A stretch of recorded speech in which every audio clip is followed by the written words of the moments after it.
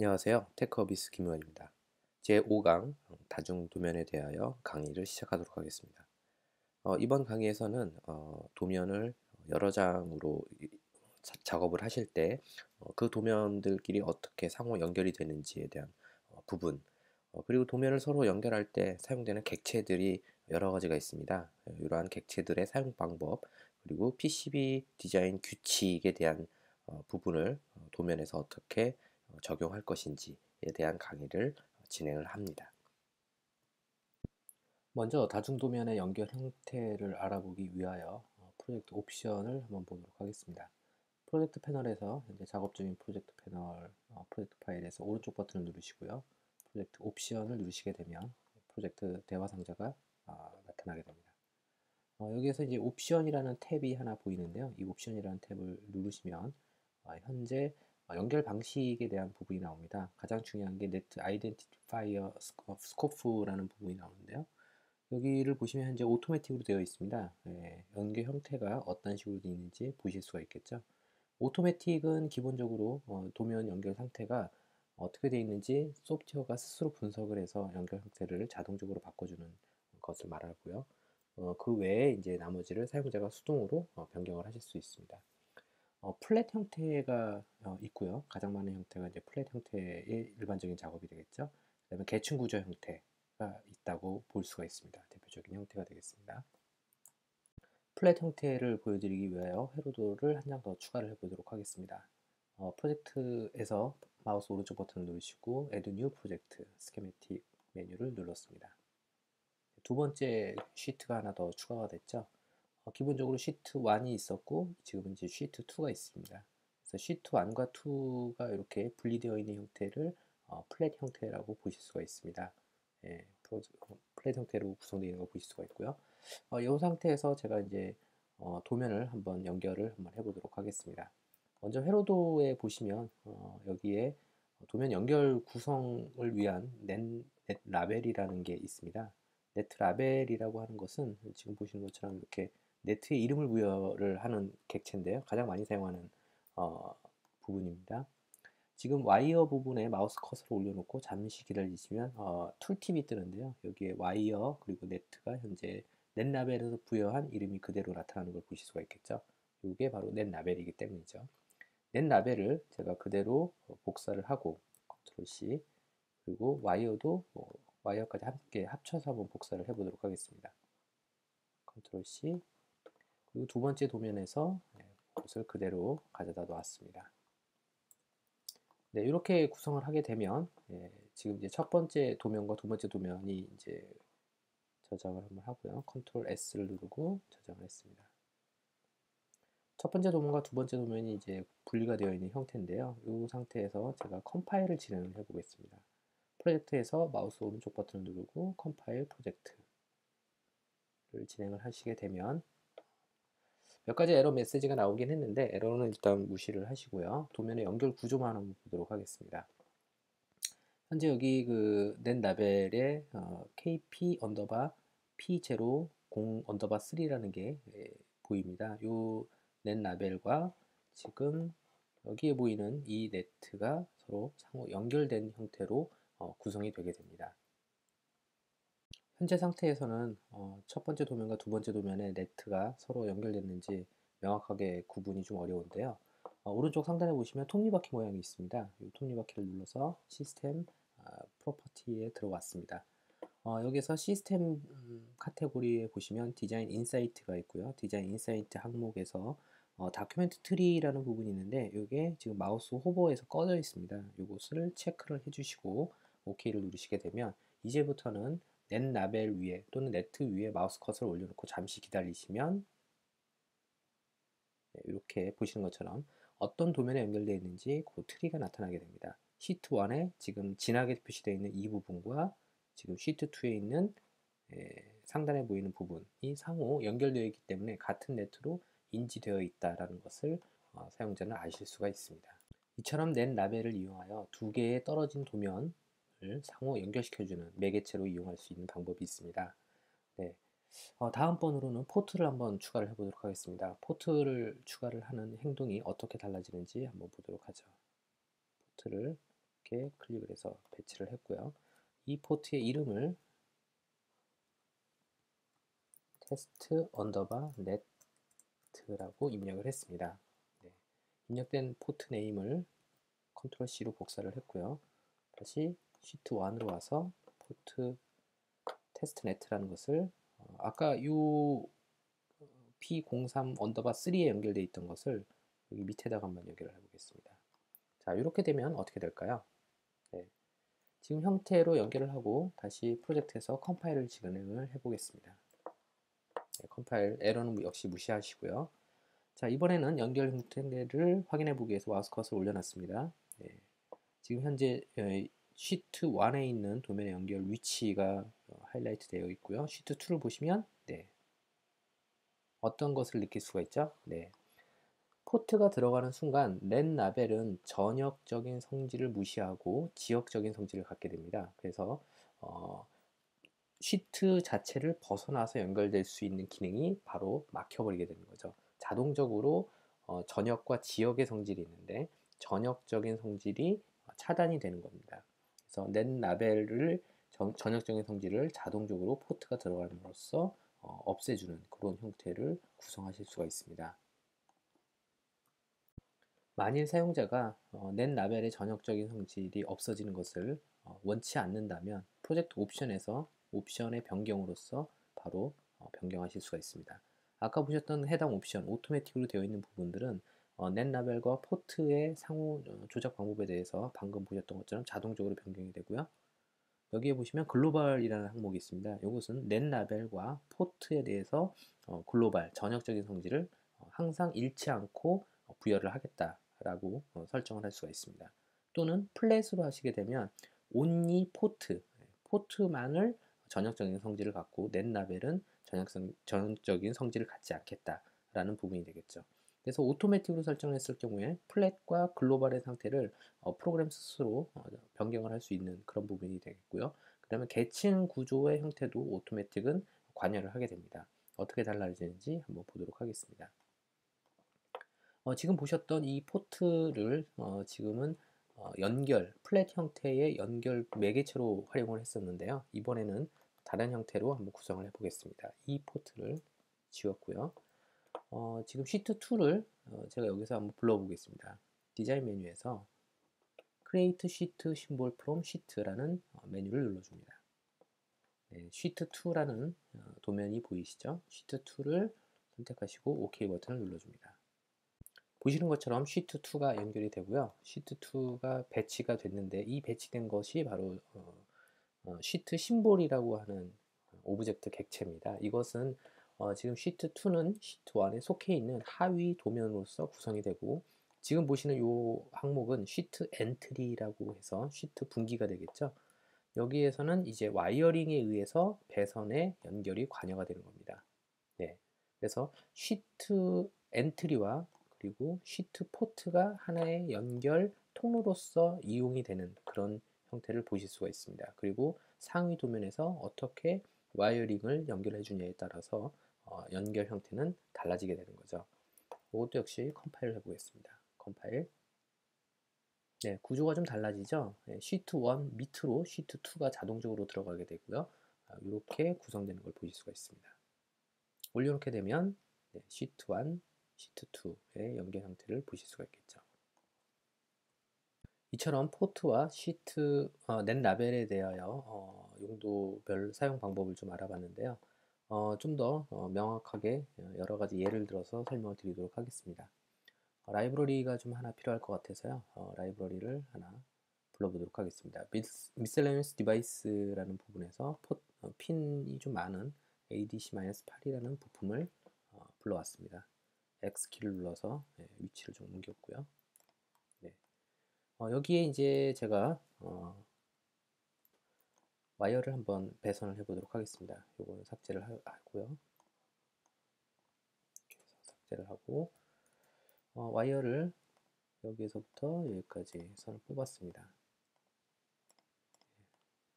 이렇게 선택해서 컨트롤 C, 컨트롤 V 4개 카피했고요. 다시 컨트롤 C, 컨트롤 V 총 8개를 카피했네요. 이것을 이제 그 버스 형태로 연결을 해볼 텐데요. 버스는 버스 엔트리라는 것을 배치를 해 주셔야 됩니다. 플레이스 메뉴에 보시면 버스 엔트리 클릭하시고요. 스페이스바를 누르면 방향이 변경이 됩니다.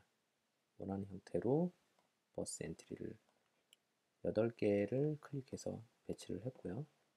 다음에 place 버스라는 명령을 이용해서 버스 배선을 한번 연결해 보겠습니다.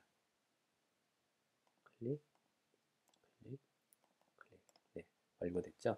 자, 이번에는 넷 라벨을 한번 배치를 해 보겠습니다. place 넷 라벨. 아까 보셨던 단일 형태의 네트 라벨이 아니라 버스 형태의 네트 라벨이기 때문에 이런 식으로 입력을 할 수가 있겠죠. D0, D0라는 버스, 그 다음 D1, D2, D7까지 배치를 했습니다. 다시 한번 탭키를 누르고 이번에는 이것을 그룹핑을 하는 부분입니다. D에서부터 직각 괄호 누르고 시작 포인트 제로에서 점을 2번 눌러줍니다. 점 하나, 점 둘. 그리고 마지막 번호 7. 그리고 직각 괄호로 닫아줍니다. 엔터키 누르시고요. 여기다가 이렇게 입력을 하실 수가 있겠죠. 이렇게 입력을 하게 되면 총 요것은 8개의 그 버스가 연결되어 있는 형태를 보실 수가 있겠죠. 8비트 버스 형태를 구성하게 됩니다. 넷 라벨도 변경을 해보도록 하겠죠. 데이터 0.7 여기서 주의하실 점은 앞에 있는 이름은 네트의 이름과 달라도 상관없습니다. 하지만 뒤에 있는 이 버스 비트 수는 항상 동일해야만 됩니다. 이 비트 수가 다르면 오류가 발생이 될 수가 있습니다. 자, 이것은 저장을 하고요. 다시 한번 상위로 올라가 보겠습니다. 상위에 보시면 이전에 있던 이름을 유지를 하고 있는데요. 이런 경우에 이 이름을 수동으로 바꿔주셔도 되는데 그러지 않고 여기에 보시는 디자인 메뉴에 싱크로나이즈 시트 엔트리 앤드 포트를 눌러주시면 자동적으로 소프트웨어가 탐지를 해서 그 부분을 일치하는 작업을 해줍니다. 클릭하시고 클릭하시고 상위에 보시는 이 아이콘을 누르시게 되면 시트 엔트리의 이름을 우선으로 포트를 변경하게 되고 밑에 있는 걸 누르시게 되면 포트의 이름을 기준으로 시트 엔트리를 변경하게 됩니다. 저희는 밑에 있는 걸 클릭을 해보도록 하겠습니다. 클로즈. 네, 이름이 변경된 걸 보실 수가 있겠죠. 자, 이름이 변경이 됐지만 현재 오류가 발생이 된 이유는 이것은 버스인데 와이어로 연결이 되어 있기 때문에 오류가 발생이 된 거고요. 이럴 때는 여기를 버스로 연결을 해 주시면 되겠죠. 이런 식으로 버스로 연결을 해줬을 경우에는 오류가 발생되지 않습니다.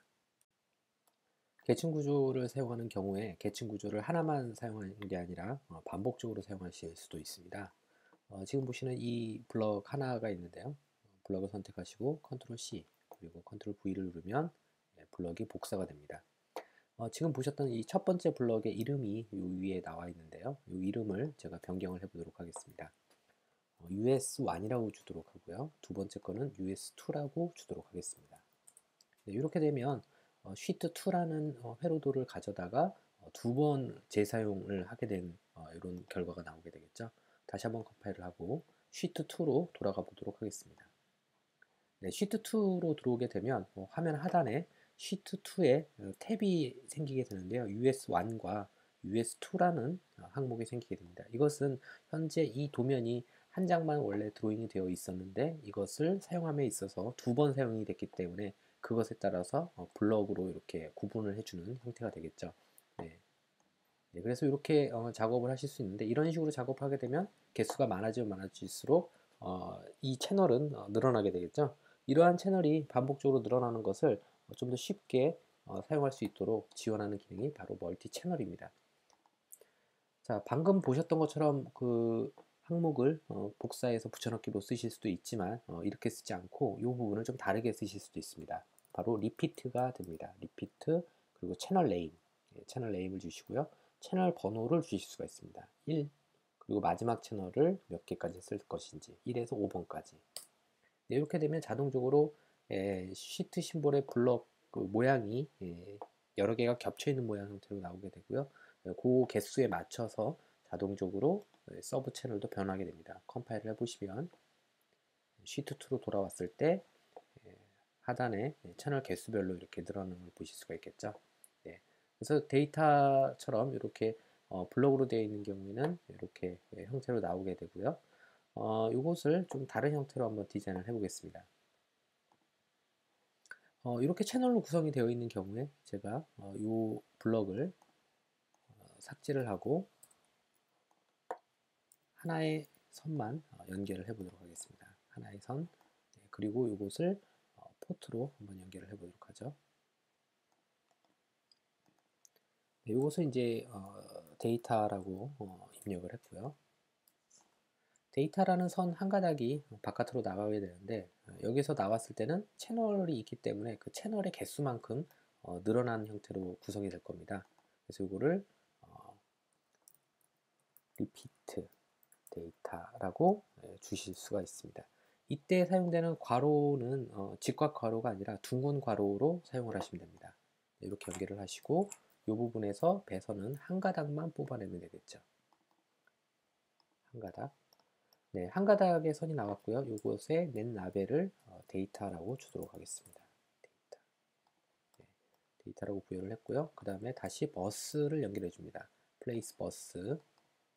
네, 버스를 연결해주고 다시 한번 낸 라벨을 입력을 하게 되는데 이때는 채널의 개수대로 연결을 해주시면 되겠죠. 데이터 1에서 5번까지 이렇게 입력을 하게 되면 이게 이제 분리가 되는 형태고요. 그 다음에 여기에서 시트 엔트리로 이제 분리를 하실 수가 있겠죠.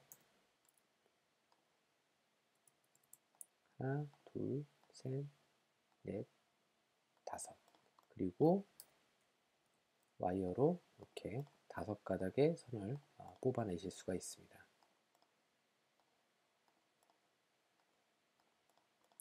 네, 그리고 낸 라벨은 데이터 1에서부터 시작을 하겠죠. 1에서부터 스페이스바를 누르면 이렇게 변하게 됩니다. 네, 이렇게 구성이 됐는데 컴파일 작업을 진행하고 맞게 연결이 되는지 검증을 해보도록 하겠습니다. 마우스를 와이어 위에다 올려놓고 1초 정도 기다리면 배선이 연결되죠. 그리고 시트2에 해당 채널에 배선이 연결되어 있는 걸 보실 수가 있습니다. 데이터 4번도 마찬가지가 되겠죠. 네, 이렇게 4번과 이렇게 연결되어 있는 걸 보실 수가 있습니다.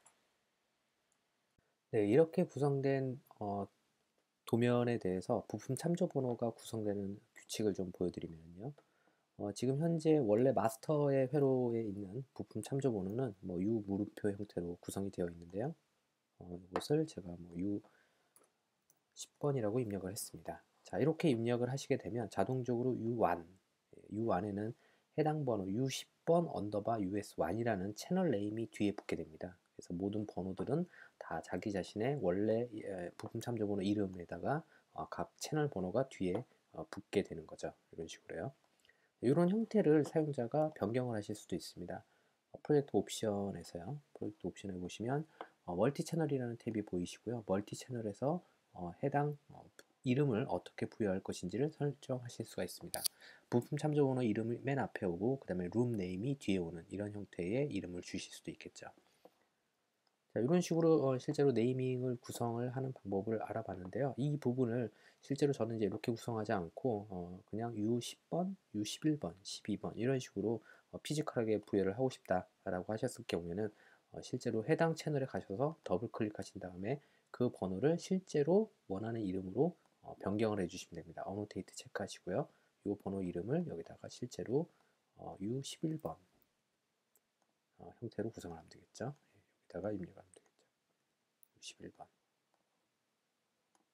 네, 그러면 U11번이 되는 거고 두 번째 채널은 U12번. 이렇게 부여를 하게 되면 번호 자체를 너무 부여하는데 시간이 많이 걸리니까 좀 자동화된 방법을 이용하실 수도 있습니다. 이런 경우에는 tools 명령을 이용해서 annotate 명령에 가셨어요. annotate complied sheet가 있고 보드 레벨 annotate가 있죠. 보드 레벨 annotate를 누르신 다음에 여기에 오셔가지고 보드 레벨 annotate에 대한 옵션이 있습니다. annotate 옵션 누르시고 여기에서 실제 이제 annotate 네임이 나오게 되는데 이것을 클릭하셔서 밑에 보시면 컴포넌트 프리픽스 글로벌 인덱스라는 부분이 있습니다. 이걸로 체크를 하시면 실제로 전역적인 모든 네이밍을 일괄적으로 부여를 하게 되겠죠. 네, 그러면 자동적으로 번호가 부여되는 것을 확인하실 수가 있습니다.